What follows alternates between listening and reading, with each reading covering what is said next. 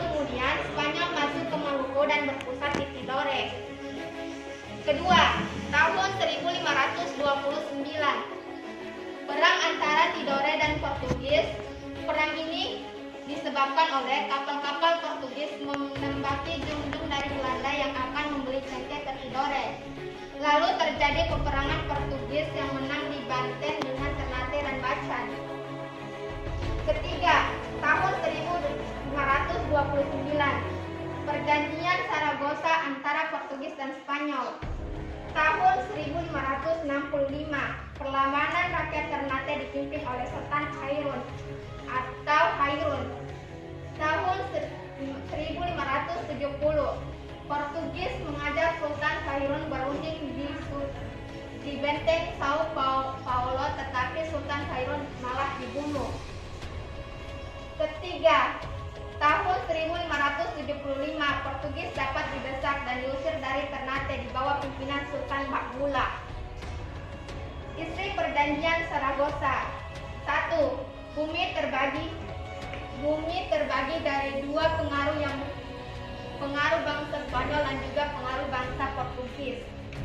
Kedua, bangsa Spanyol memiliki hak wilayah kekuasaan mulai dari kawasan Meksiko sampai ke barat, yaitu Kepulauan Filipina.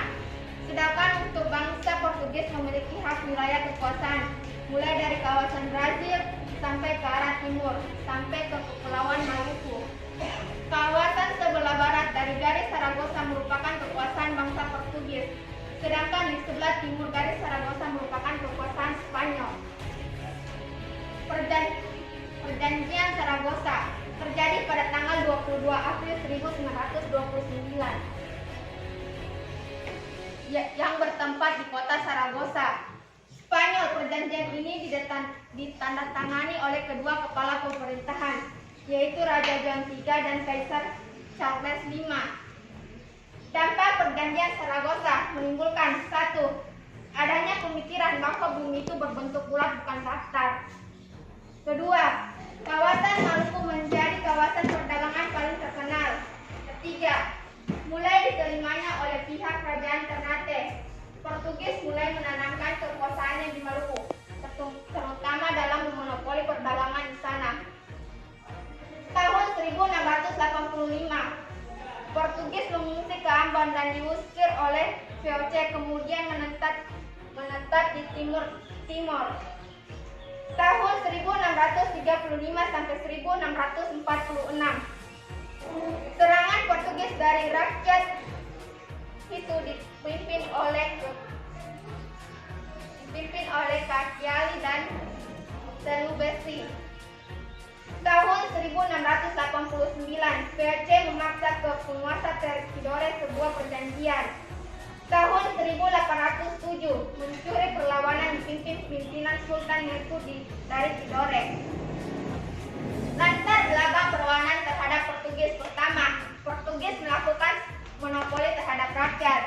Kedua, Portugis ikut campur dalam sistem pemerintahan. Ketiga, Portugis ingin menyebarkan ajaran agama Katolik yang bertentangan dengan agama yang dianut oleh rakyat Tidore atau Ternate. Keempat, Portugis membenci pemeluk agama Islam karena tidak sepaham dengan mereka. Kelima, Portugis sewenang-wenang terhadap rakyat atau mempekerja paksakan.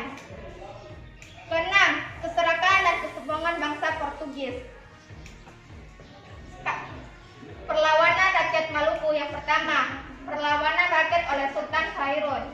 Karena sewenang-wenang Portugis itu, pada tahun 1565 muncul perlawanan rakyat yang dipimpin oleh Sultan Hairun. Karena serangan itu, Portugis kewalahan dan akhirnya menaklukkan perundingan terhadap Sultan Neku. Lanjutkan.